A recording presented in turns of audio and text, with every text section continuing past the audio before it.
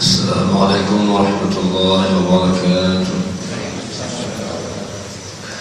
الحمد لله رب العالمين، والصلاة والسلام على أشرف الأنبياء والمرسلين وعلى آله وأصحابه ومن تبعهم بإحسان إلى يوم الدين. اللهم لا علم لنا إلا ما علمتنا، اللهم علمنا ما ينفعنا وانفعنا بما علمتنا إنك أنت العزيز الحكيم. اللهم اشرح لي صدري ويسر لي أمري واحلل عقدة من لساني يفقه قولي. ربي زدني علما وارزقني فهما. فقال تعالى في كتابه الكريم: أعوذ بالله من الشيطان الرجيم، بسم الله الرحمن الرحيم. وإذ قلنا للملائكة اسجدوا لآدم فسجدوا إلا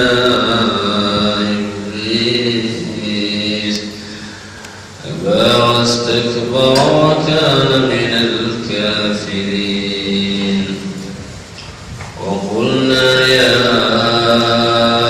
آدم اسكن أنت وزوجك الجنة وكلا منها رغدا حيث شئتما ولا تقربا هذه الشجرة فتكونا من الظالمين.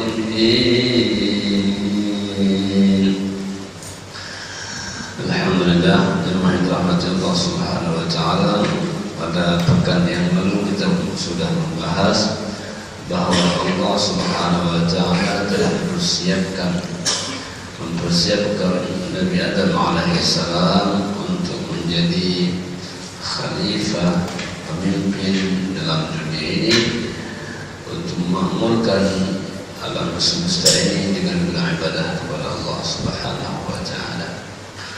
Jadi rahasia penciptaan Adam alaihissalam adalah untuk beribadah kepada Allah Subhanahu wa taala.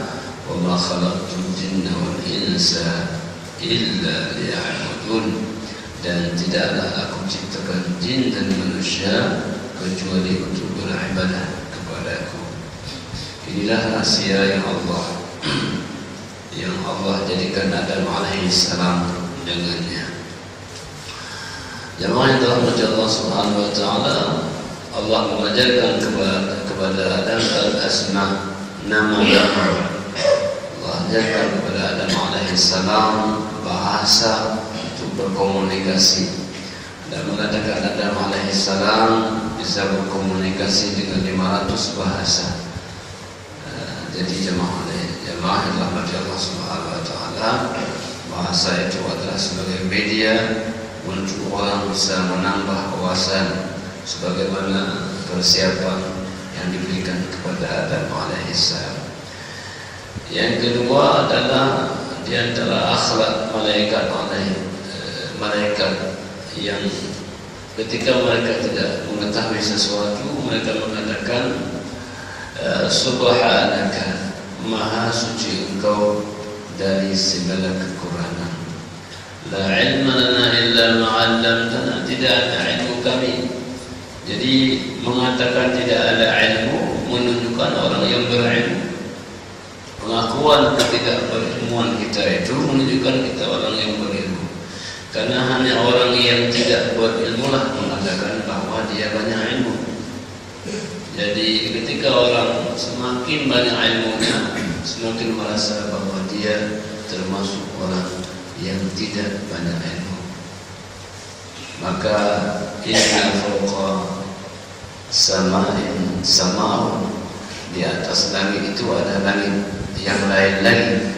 Inna fawqa ilmin 'alimun, kalau ada orang alim, di atasnya ada orang yang lebih alim lagi. Maka malaikat adalah hamba Allah yang tawadhu, mengakui kekurangan yang Allah memberikan kepada sebahagian, tidak diberikan kepada sebahagian yang lain. Apakah ilmu, apakah harta, Boleh jadi yang dimiliki orang tidak kita miliki, atau mungkin yang kita miliki tidak dimiliki oleh orang lain, maka subhanaka maha suci Engkau, la ilma lana illa ma 'allamtana. Kami tidak ada ilmu yang kami miliki apa yang telah Engkau ajarkan kepada kami. Innaka antal alimul hakim. Engkau Allah yang maha mengetahui terhadap segala sesuatu dan hakimun dan maha bijaksana terhadap semua keputusan-keputusanmu. Bila Engkau telah putuskan Adam sebagai khalifah, itu adalah keputusan yang bijak yang kami tidak ada ilmu tentang itu. Jamaah yang dirahmati Allah, kemudian setelah itu Allah angkat kemuliaan Adam alaihissalam. Bagaimana Allah angkat kemuliaan Adam alaihissalam? Wa idh qulna wa ingatlah hai Muhammad, qulna ketika kami mengatakan qulna lil malaikati kepada malaikat. Ini menunjukkan secara khusus kepada malaikat. Usjudu li Adam, sujudlah kalian kepada Adam. As-sujud maknanya at-tadallul. Sujud adalah menghinakan diri. Wal khudu' merendahkan hati. Nah, itu sujud. Maka oleh karena itu sujud ini memiliki fadilah yang besar. Aqrabu ma yakunu al-'abdu 'inda rabbih wa huwa sajid. Yang paling dekat hamba itu dengan Tuhannya ketika dia sedang sujud. Maka Nabi mengatakan fas'al ma syi'ta. Maka mintalah apa saja yang kau kehendaki. Jadi doa ketika sujud adalah doa yang mustajab, doa yang dikabulkan oleh Allah Subhanahu wa taala, karena sujud adalah waktu yang paling dekat kita dengan Allah Subhanahu wa taala. Dan as-sujud ala arba'ati a'zam, dia di atas 7 tulang, 7 anggota badan kita. Dahi kita yang pertama, 2 tangan kita menjadi 3, 2 lutut kita menjadi 5, dan 2 ujung kaki kita menjadi 7. Jadi itulah sujud yang kita laksanakan dalam ibadah, melaksanakan salat kepada Allah Subhanahu wa taala. Jadi jemaah yang dirahmati Allah, adapun sujud secara bahasa maknanya ad-tadallul. Artinya merendahkan diri, menghinakan diri. Kenapa menghinakan diri? Karena sujud ini maknanya kemuliaan kita yang berada pada kepala dan dahi kita nanti kita sejajarkan dengan kaki. Kaki ini dianggap hina. Maka ketika berhadapan dengan Allah Subhanahu wa taala, manusia harus menghinakan diri. Jadi ini. Kemudian ada pun sujud yang dimaksudkan dalam ayat ini adalah at-ta'zim wa at-tashrif, mengagungkan dan memuliakan Adam alaihissalam. Jadi ihtiraman sebagai rasa penghormatan kepada Adam alaihissalam. Jadi jemaah yang dirahmati Allah, sujud bisa 2 makna, ada lit-tahiyyah dan bisa lil-ibadah. Bisa bermakna penghormatan dan bisa juga untuk ibadah. Adapun sujud kepada Adam lit-tahiyyah bermakna untuk penghormatan, karena tidak ada ibadah kecuali kepada Allah Subhanahu wa taala. Maka lit-tashrif untuk kehormatan, kemuliaan kepada Adam alaihissalam. Dan dilaksanakan itu atas perintah Allah Subhanahu wa taala. Allah mengatakan usjudu li Adam, sujudlah kalian semuanya kepada siapa ini? Diperintahkan kepada al-malaikah, kepada para malaikat. Illa fasajadu, ini jawabnya, maka semua mereka sujud. Ketika Allah mengatakan kepada para malaikat, sujudlah kalian semua, fasajadu, semua mereka sujud. Illa iblis, istisna, pengecualian, kecuali iblis. Jamaah dirahmati Allah Subhanahu wa taala, al-iblisu Ada mengatakan dari al-iyas. Iblis makna al-iyas. Iyas maknanya orang atau makhluk yang kemudian mereka berputus asa dari rahmat Allah Subhanahu wa taala. Jadi iblis ini kenapa berputus asa dari rahmat Allah Subhanahu wa taala? Ketika dia tidak mau sujud, maka dikutuk oleh Allah Subhanahu wa taala. Lalu apakah iblis ini dari para malaikat atau bukan? Karena Allah mengatakan kepada para malaikat, sujudlah kalian semua. Dan semua sujud kecuali iblis. Ketika dikecualikan itu, apakah pengecualian itu dari jenis malaikat atau bukan? Ada ulama mengatakan iblis itu dari bahagian malaikat asasi. Dan kemudian dia ketika ingkar kepada Allah Subhanahu wa taala, keluarlah dia dari golongan malaikat. Karena tidak mungkin malaikat itu bermaksiat kepada Allah Subhanahu wa taala. La ya'sunallaha ma amarahum wa yaf'aluna ma yu'marun. Malaikat itu tidak pernah bermaksiat kepada Allah dan mereka selalu melaksanakan semua perintah Allah Subhanahu wa taala, semua perintah malaikat. Ada juga mengatakan malaikat iblis ini adalah makhluk yang paling taat kepada Allah, yang melampaui malaikat. Sehingga dia dirahmati Allah Subhanahu wa taala, dia merasa lebih daripada semua malaikat. Merasa lebih, merasa soleh, merasa lebih luar biasa, menjadikan dia sebagai iblis. Artinya orang yang merasa dirinya lebih soleh, lebih alim, lebih dekat dengan Allah Subhanahu wa taala, maka membuat dia menjadi orang atau makhluk yang sombong kepada Allah Subhanahu wa taala. Yang pendapat yang lebih kuat mengatakan bahwa iblis ini kana minal jinni fa fasaqa an amri rabbih. Dia adalah makhluk yang berasal dari jin. Iblis ini adalah berasal dari kelompok jin. Fa fasaqa an amri rabbih, lalu dia ingkar, tidak patuh kepada perintah Tuhannya. Jadi karena iblis dari golongan jin, sedangkan jin diberikan oleh Allah Subhanahu wa taala pilihan sebagaimana manusia pilihan. Faman syaa'a falyu'min wa man syaa'a falyakfur. Yang beriman, berimanlah. Yang tidak mau beriman, silakan kufur. Jadi iman atau kufur itu adalah pilihan-pilihan yang Allah berikan kepada kita. Jadi oleh karena itu iman atau kufur pilihan. Jadi dengan segala konsekuensinya, maka iblis memilih pilihan untuk kufur kepada Allah Subhanahu wa taala.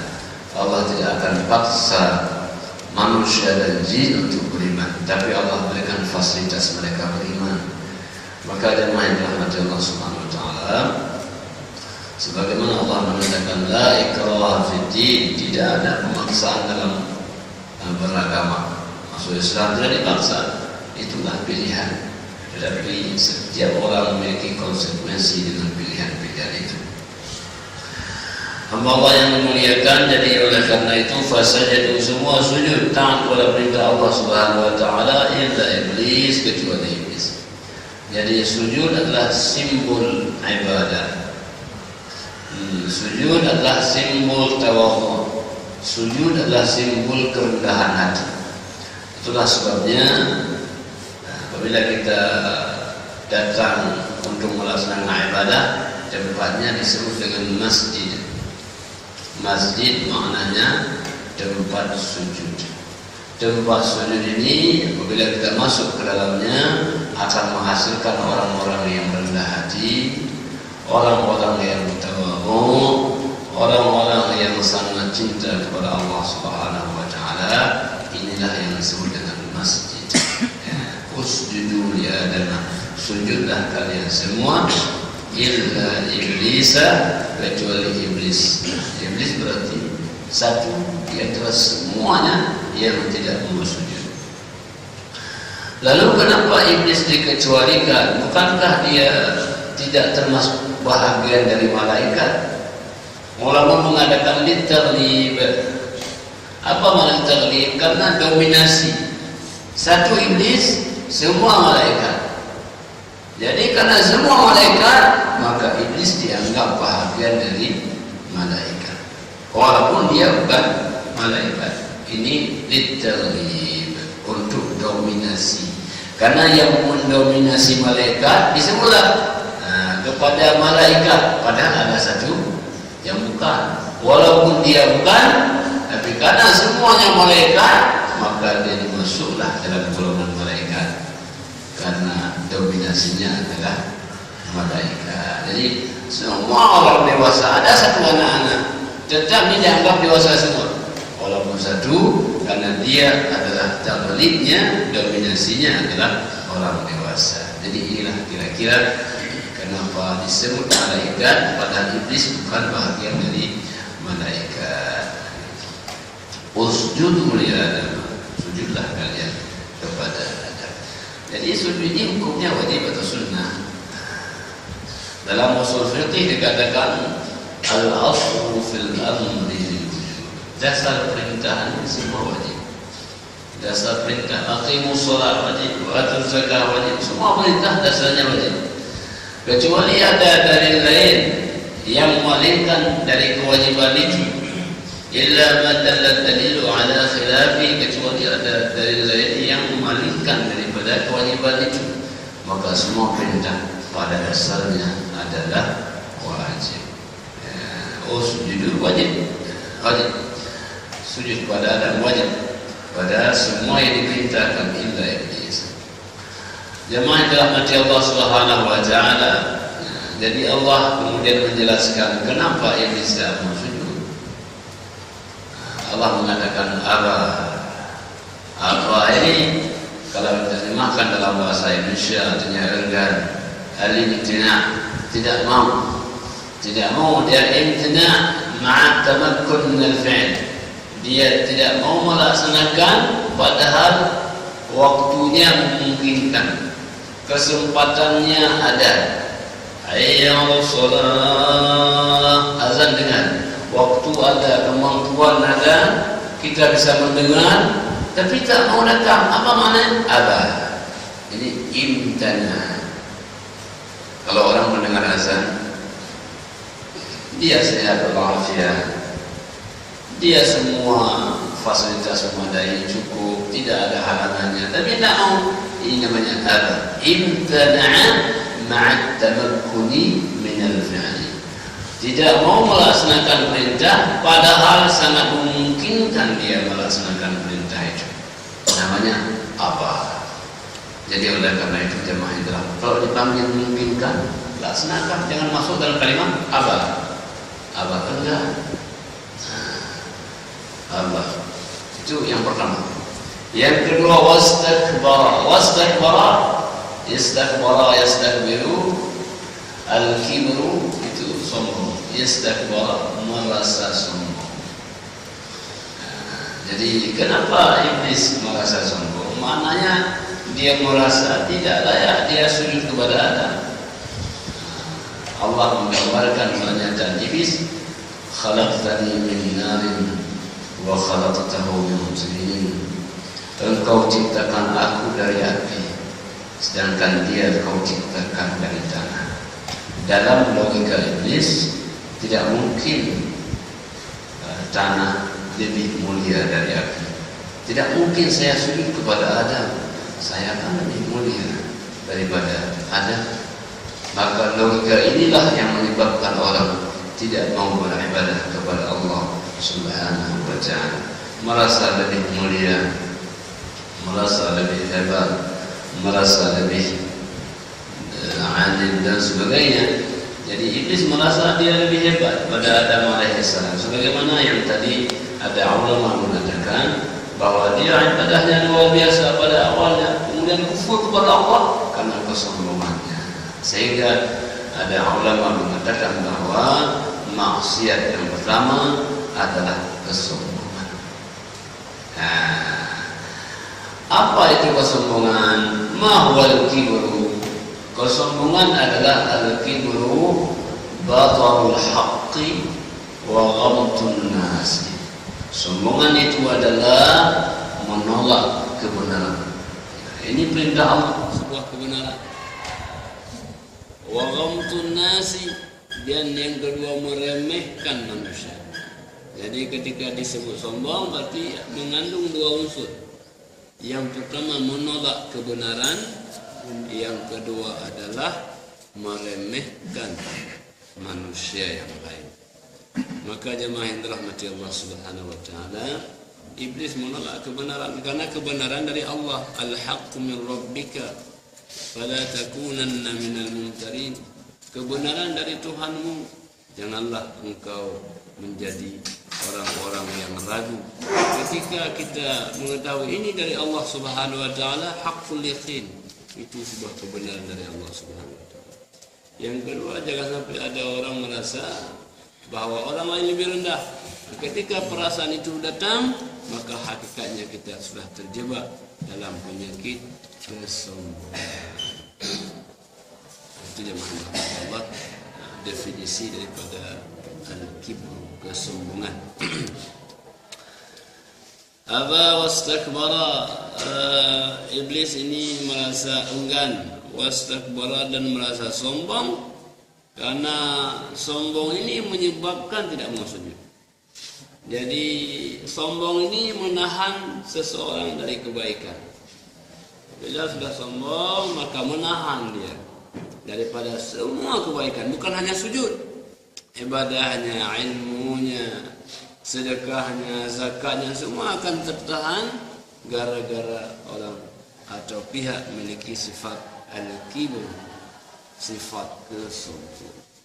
Maka baginda sallallahu alaihi wasallam bersabda, la yadkhulul jannah, tidak masuk surga, man kana fi qalbihi, barang siapa yang dalam hatinya mithqalu habbatin minal kibr, ada sebiji sawi kesombongan. Sebiji sawi kesombongan, maka menyebabkan orang tidak boleh masuk ke dalam syurga. Maknanya syurga tempat orang yang tawadhu, tempat orang yang merendahkan hati, tempat orang yang sujud. Jadi oleh karena itu, apabila sifat ini diharamkan oleh Allah Subhanahu wa taala untuk masuk ke dalam syurganya.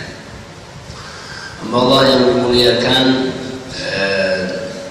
jadi ini sebuah kemuliaan bagi Adam alaihissalam. Kemuliaannya adalah Allah perintahkan kepada para malaikat untuk sujud kepada Adam ihtiraman, sujud kehormatan, tahiyatan, sujud sebagai bentuk salam kepada Adam alaihissalam. Wa qulna ya Adam uskun anta wa zawjukal jannah, dan kami katakan, ketika ada kalimat kami menunjukkan litta'zim, Allah agungkan, Allah muliakan Adam, ta'zim. Wa qulna, kami katakan, ya Adam, wahai Adam, uskun anta, hendaklah kalian tinggal, wa zawjukal jannah, dan pasanganmu, istrimu dalam syurga. Jadi kalimat uskun ada mengadakan makna la litamalluk. Uskun berarti tidak memiliki. Misalnya kalau kita bilang tinggallah rumah ini, berarti rumah ini bukan milik kita, tetapi Allah perintahkan kita tinggal untuk memanfaatkan rumah ini. La litamalluk, bukan makna untuk memiliki. Ada juga makna uskun ini adalah kita berada dalam keadaan tenang di dalamnya, sehingga disebut dengan uskun sakinah. Litaskunu ilaiha agar kamu bisa tenang bersama istrimu. Nah, itu kan sakana yaskunu, bisa merasakan ketenangan. Maka orang kalau sudah kawin, wa min ayati an khalaqa lakum min anfusikum azwajan, di antara tanda kekuasaan Allah Subhanahu wa taala, Allah ciptakan dari dirimu pasangan-pasangan. Untuk apa? Litaskunu ilaiha, agar kalian merasa tenang dengannya. Orang kalau ada istri tidak tenang, itu bukan istri, berarti tidak bisa mendapatkan ketenangan. Harusnya orang kalau sudah punya pasangannya ada ketenangan, ketentraman, kebahagiaan di dalam rumah tangga. Litaskunu ilaiha. Jadi jangan bilang Allah Adam tinggallah dalam surga, engkau tenang di dalamnya. Bersama pasangan Hawa, pasangan Hawa. Wa kula minha, wa kula, dan makanlah dari surga ini semuanya. Haitsu syi'tuma, semuanya makan, semua boleh. Tetapi wala taqraba, jangan dekat. Jadi kepada sesuatu yang jangan dekat.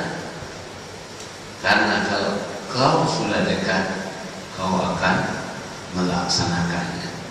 Allah mengatakan wala taqrabuz zina, jangan dekat dengan perzinahan.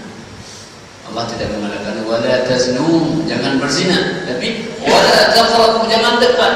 Kalau sudah dekat, alamat kau akan mengerjakannya. Maka terhadap kejahatan ini jangan kita berikan pintu. Maka dalam agama kita disebut dengan saddul dzara'i, kita tutup jalan kejahatan itu.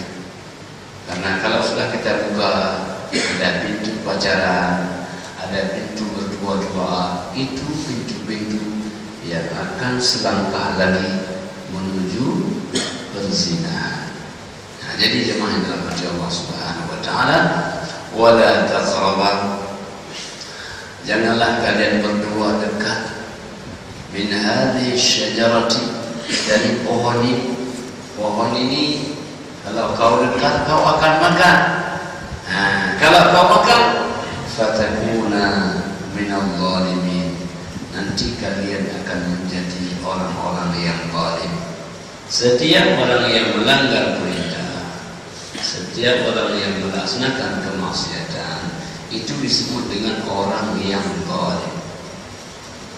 Makna zalim, orang yang menganiaya dirinya. Maka setiap orang yang melakukan kejahatan, dampaknya kembali kepada dirinya, bukan kepada orang. Berzina kembali kepada dirinya, berjudi kembali kepada dirinya.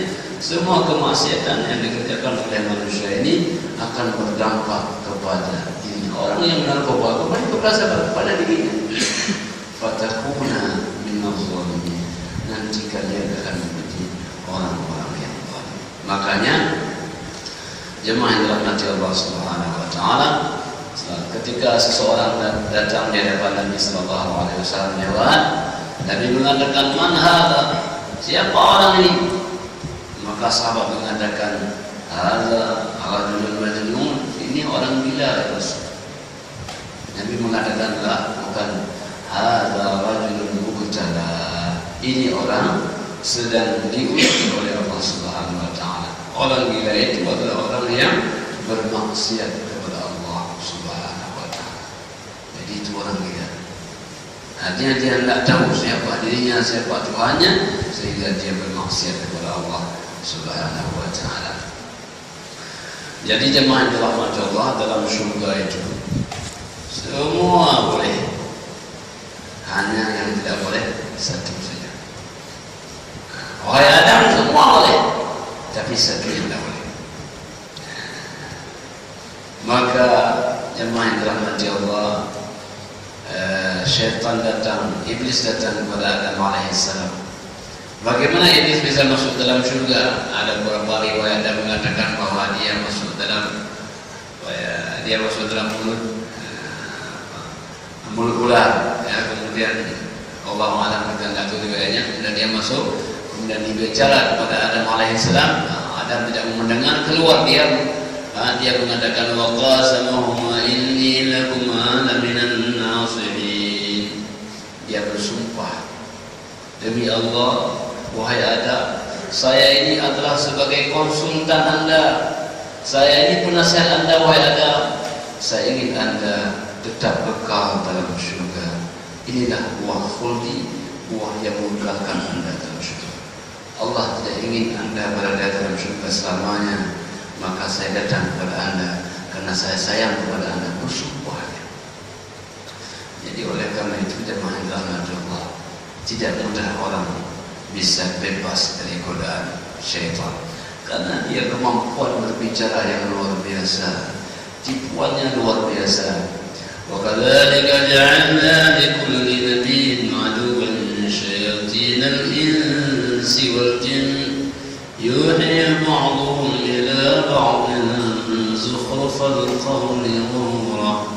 Demikianlah kami jadikan setiap nabi ada musuh-musuhnya, dari syaitan jin dan syaitan manusia, syaitan manusia dan syaitan jin, dan mereka selalu menyampaikan satu dengan yang lain zukhrufal qawli, bahasa-bahasa yang sangat indah, yang sangat lembut, yang luar biasa. Bila orang mendengarnya, maka dia tidak merasa syaitan sebagai musuh, karena retorikanya, bahasanya seolah-olah dia berpihak pada kita. Dia bersumpah, demi Allah, wahai Adam, wa qasamahuma, bersumpah, inni lahuma, sesungguhnya aku bagi kalian ini laminan nasihin, sebagai penasehat. Jadi oleh karena itu jemaah rahmati Allah, akhirnya Hawa makan buah khuldi, tergoda dengan tipuan iblis. Ketika sudah mulai Hawa, maka barulah Adam tergoda. Maka jemaah rahmati Allah Subhanahu wa taala, baju yang dipakaikan oleh keduanya luntur dan lentur, kemudian mereka mengambil pepohonan, daun pepohonan dalam surga untuk menutup auratnya. Jadi setiap kemaksiatan yang kita kerjakan, kita sudah membuka aurat kita, sudah membuka harga diri kita. Orang berzina menjatuhkan harga dan martabatnya, orang berjudi menjatuhkan harga dirinya. Semua kejahatan ini menjatuhkan nilai-nilai kemanusiaan yang ada pada diri kita. Jadi hamba Allah yang dimuliakan, oleh karena itu ini larangan Allah satu saja dalam surga. Memang ulama berbeda pendapat, apakah ini surga hakiki yang akan masuk ke dalamnya orang-orang yang beriman, atau bukan surga hakiki.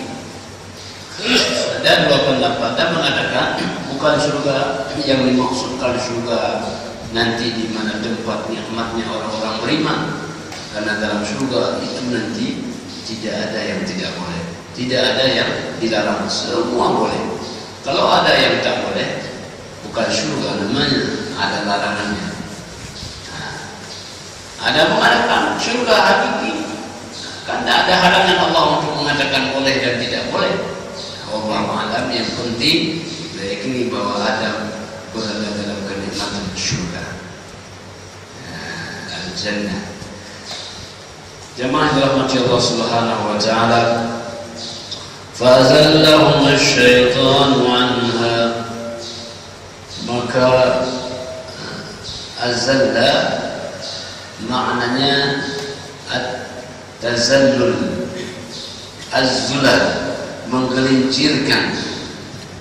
Kalau ada umpamanya kawasan yang hujan kemudian licin, kita akan tergelincir. Kalau sudah tergelincir, jatuh kita. Hakikatnya kita berdiri tapi jatuh karena tergelincir, licin, tidak terasa licin. Maka syaitan, iblis, menggelincirkan Adam dari surga. Fa'azallahum asy-syaitan, syaitan menggelincirkan Adam dan Hawa anha, dari surga. Maknanya apa? Kalau sudah tergelincir dari surga, berarti akan keluar daripadanya. Ya, maka kita hati-hati. Dunia ini adalah kawasan yang licin. Mudah orang akan terjatuh ke dalamnya. Maka dunia harus hati-hati. Ulama mengatakan kalau jalan di atas dunia ini seperti kita jalan ada duri di tengah. Bahasa Aceh kita kecimplat saja. Mungkin langkahnya enggak perlahan-lahan, sedikit salah akan tertusuk duri. Kenapa? Dunia ini banyak durinya, makannya banyak durinya, minumnya, pergaulannya. Maka orang-orang yang beriman dia akan berhati-hati dalam perjalanannya. Fazallahum syaitan. Jadi kalimat syaitan itu daripada syaitana. Syaitana artinya ba'uda.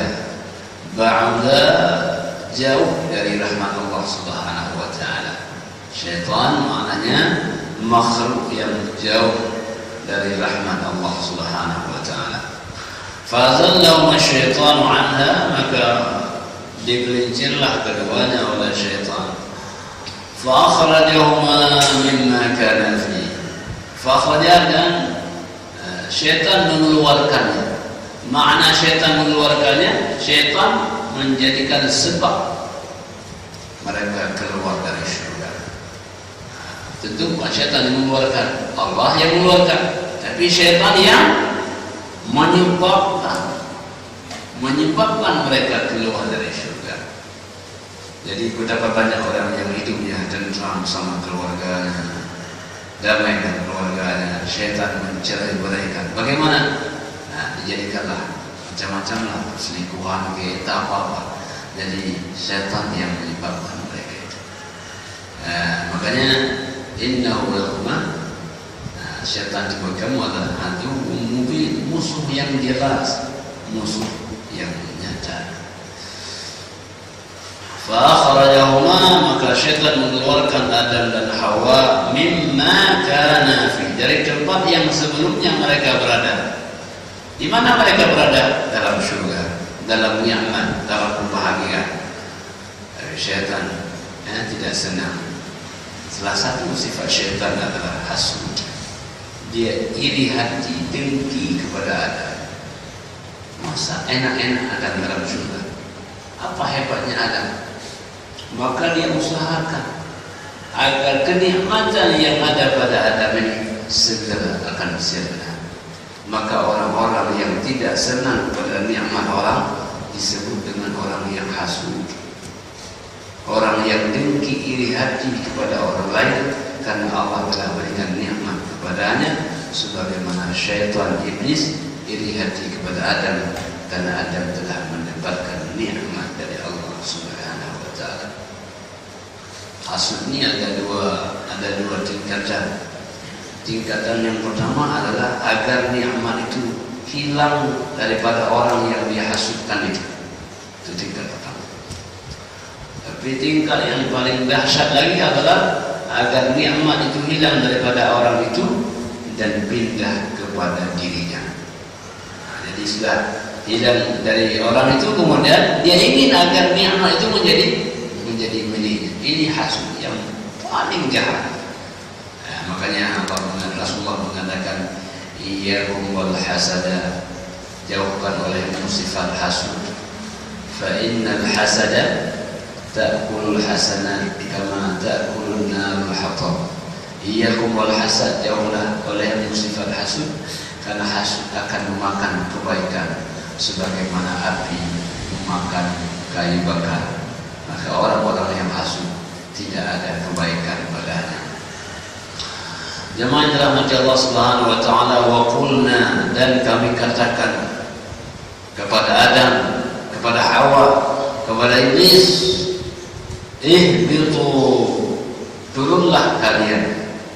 Nah, jadi turun ini maknanya dari atas ke bawah, karena kehormatan di atas. Kalau sudah direndahkan ke bawah, ihbitu, turunlah kalian. Dari kehormatan dalam surga turun, karena setiap kebaikan itu di atas. Nah, maka jemaah yang dirahmati Allah Subhanahu wa taala, ihbitu, turunlah kalian dari surga, ba'dukum li ba'din adu, sebahagian kalian menjadi musuh bagi sebahagian yang lain. Iblis musuh bagi kita, dan musuh tidak ingin kita menjadi baik. Ular musuh juga bagi kita. Kalau ular musuhnya tabi'iyah, tapi kalau iblis, syaitan musuhnya selama-lamanya, diniyah, karena faktor agamanya. Jadi jemaah yang dirahmati Allah, bahagian kalian menjadi musuh bagi bahagian yang lain. Jadi ini yang kedua apa? Walakum fil ardi, kalian di bumi ini mustaqarrun, menjadi tempat menetap. Jadi maka bumi ini enak kita tinggal, mustaqar, tidak goncang dia, tidak goyang dia, enak kita tinggal. Mustaqar, stabil bumi ini, enak. Maka manusia tidak bisa tinggal di tempat yang lain. Di bumi dia mustaqar, nyaman. Wa mata'an, dan kalian juga bisa menikmati makanan, minuman, cuaca, udara, kesehatan. Jadi kita bisa menikmati. Tapi ingat, kenikmatan itu ilahi, sampai batas waktu yang ditentukan. Tidak bisa nikmat selama-lamanya. Maka semua dalam dunia ini ada batasnya, ada waktunya. Muda ada batasnya, waktu tua. Hidup ada batasnya, hingga kita mati. Sehat ada batasnya, hingga kita sakit. Maka hidup adalah menjadi batasan-batasan dalam hidup.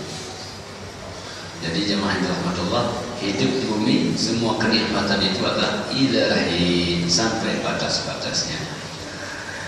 Maka Bapak yang dimuliakan, jadi Allah menjelaskan dalam ayat ini, Allah memberikan kesempatan kepada kita hidup di atas muka bumi ini sampai batas waktu yang telah ditentukan oleh Allah Subhanahu wa taala.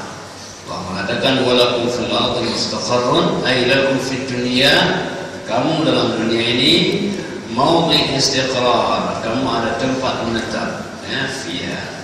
Wa mata'un lahin, dan tamatta' bi na'imha, kalian bisa menikmati semua nikmatnya illa waqti inqidha ajalikum, sampai kamu selesai ajal. Jadi idza jaa ajaluhum la yastakhiruna sa'atan wa la yastaqdimun, maka kita sudah tidak lagi dipercepat dan diperlambat. Kita harus meninggalkan dunia yang fana ini. Maka kehidupan dunia ini adalah ada batas-batasnya. Batas-batas itu yang sekarang kita tidak tahu berapa lama lagi batas kita dalam dunia ini. Kenapa Allah Subhanahu wa taala tidak memberikan tahu kepada kita? Yang pertama, agar manusia bisa sadar untuk beribadah kepada Allah Subhanahu wa taala, tidak diikat oleh waktu. Kalau orang tahu setahun lagi dia akan meninggal, mungkin di tahun ini dia akan beribadah dengan sungguh-sungguh. Sementara beberapa tahun sebelumnya dia bermaksiat kepada Allah Subhanahu wa taala, dia bilang tidak apalagi masih ada setahun lagi. Allah berikan rahasia agar dia kemudian menjadi orang yang berhati-hati, karena ajal dan kematian tidak tahu kapan dia datang. Yang kedua, agar manusia ini berusaha menjaga kesehatan, menjaga hidupnya, menjaga kebahagiaan, karena dia tidak tahu apa yang menyebabkan kematian dia.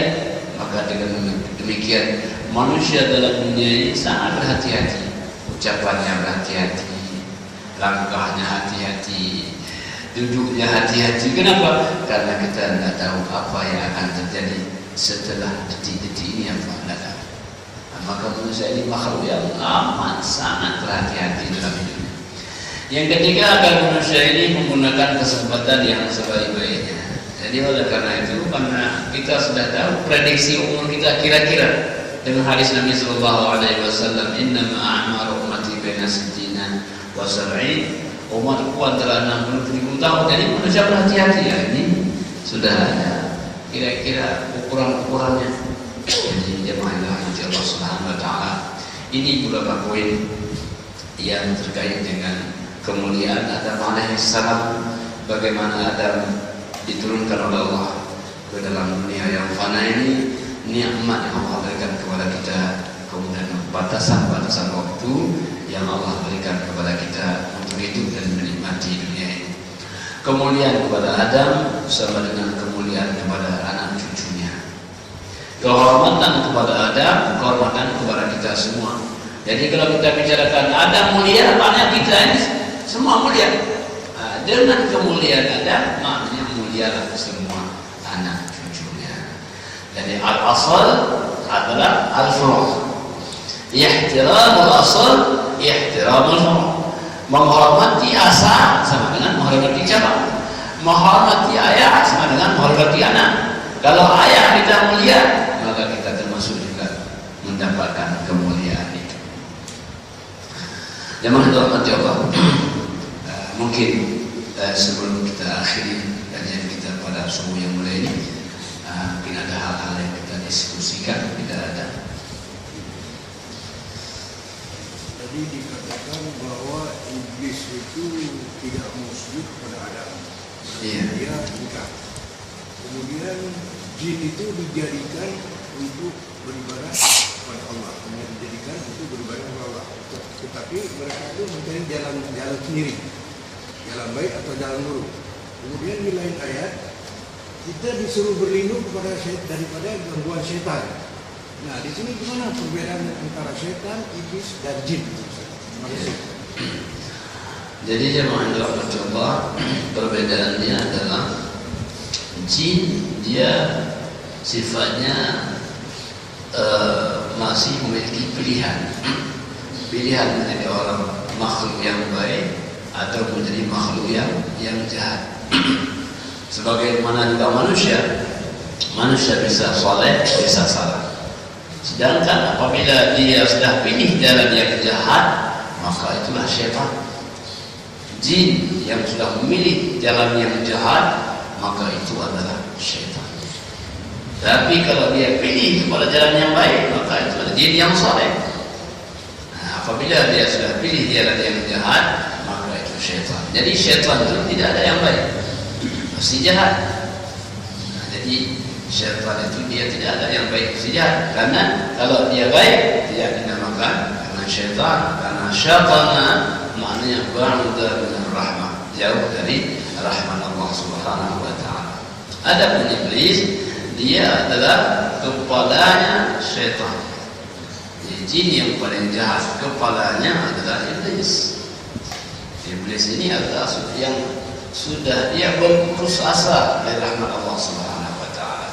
Dan dialah yang pertama menjadi makhluk yang ingkar. Makhluk apa? Ingkar kepada Allah adalah iblis.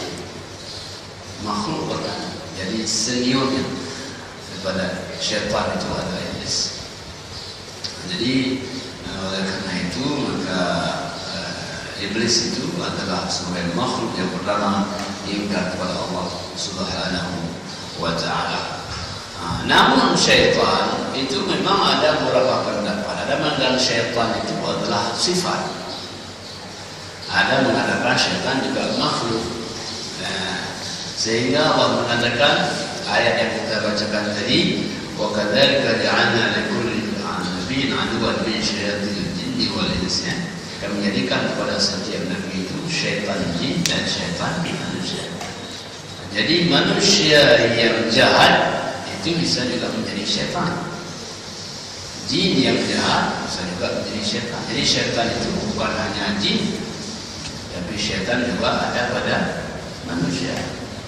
Jadi semua kejahatan. Makanya minal jinnati wan nas, yang mengganggu manusia itu ada dari golongan jin, ada golongan manusia, dan dua-duanya disebut dengan syaitan.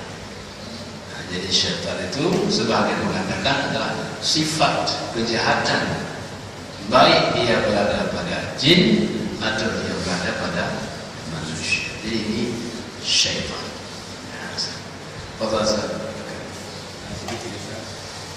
Saya mau bertanya, ketika Allah menciptakan iblis, apakah Allah tidak akan membawa iblis berkenaan? Ya, Dalam ilmu Allah Subhanahu wa taala, Allah Maha tahu semuanya, Allah Maha tahu. Allah Maha tahu semuanya. Cuma Allah Subhanahu wa taala menciptakan dengan pilihan-pilihannya. Dan tentu semua yang terjadi, yang sudah terjadi, sedang terjadi dan akan terjadi, semua sudah ada dalam ilmu Allah Subhanahu wa taala. Cuma manusia tidak tahu rahasia-rahasia itu dan tidak sampai ilmu kita untuk mencapai rahasia itu. Sebagaimana kata malaikat, "Ilmu lana illa ma 'allamtana." Ya Allah, kami tidak tahu rahasia di balik itu semua. Maka apabila manusia berpikir terlalu jauh, maka dia tidak akan sampai pikirannya.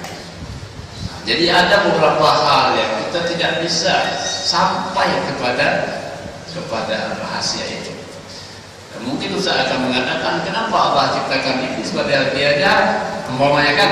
Nah, itu rahasia-rahasia yang tidak kita sampai ke sana. Jadi semua ada rahasianya, tapi yang jelas yang maha rahmati Allah. Allah menciptakan sesuatu sudah ada pilihannya. Ada orang yang mencontohkan begini, bila dalam kelas, dalam sebuah kelas itu ada mahasiswa, ya, mahasiswa setelah diberikan mata kuliah, dosen tahu ini mahasiswa ini gak lulus, tahu dia. Kenapa? Perilaku, cara-cara tahu dia. Tapi semua mereka punya kesempatan untuk belajar. Silahkan, semua fasilitas sudah diberikan, tapi dosen tahu yang sangat itu handuk. Dari cara dia berpikir, dari cara dia menganalisis, tahu. Jadi kira-kira kalau dalam bahasa dunianya begitulah kira-kira. Tapi kita yakin bahwa Allah Subhanahu wa taala menciptakan penuh dengan hikmah. Makanya Allah mengetahui yang sudah, yang sedang dan yang akan terjadi. Tidak ada yang gaib bagi Allah, semua bagi Allah nyata. Semua bagi Allah nyata, karena Allah lah yang menciptakan gaib dengan tidak. Jadi Allah Maha tahu segala-galanya. Allah.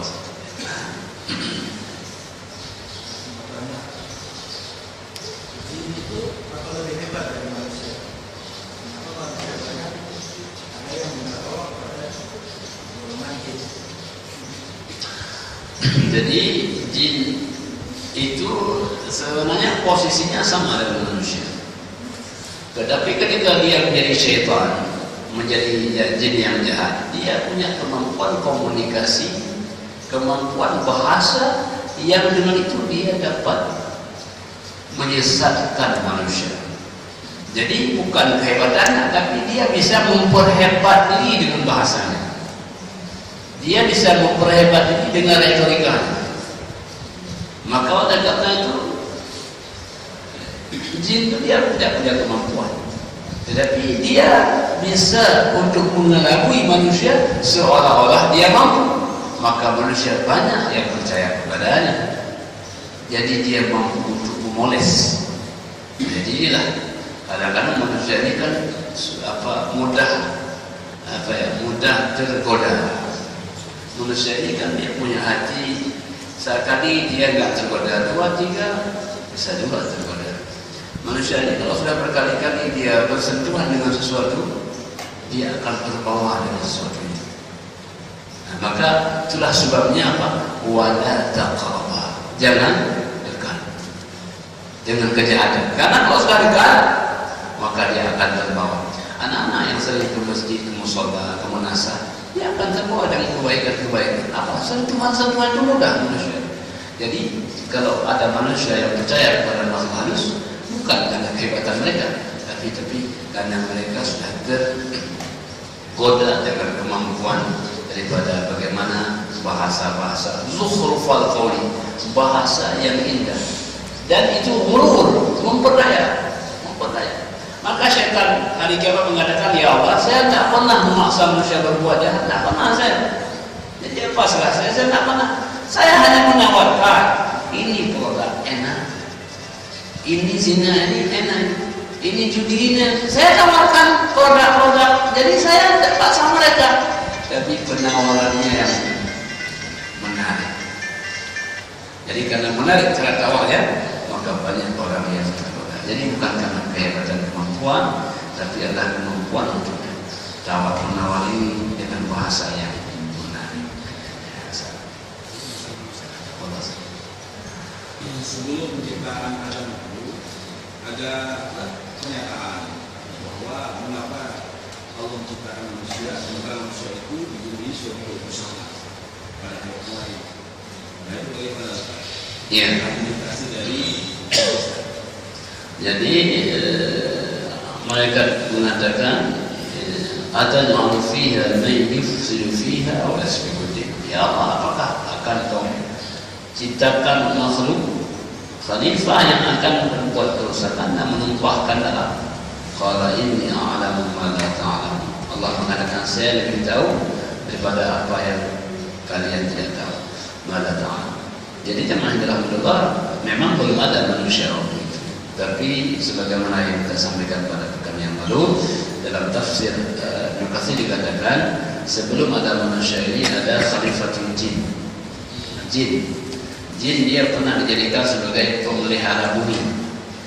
Jadi dalam waktu 50 tahun itu mereka menumpahkan darah, saling bermusuh-musuhan.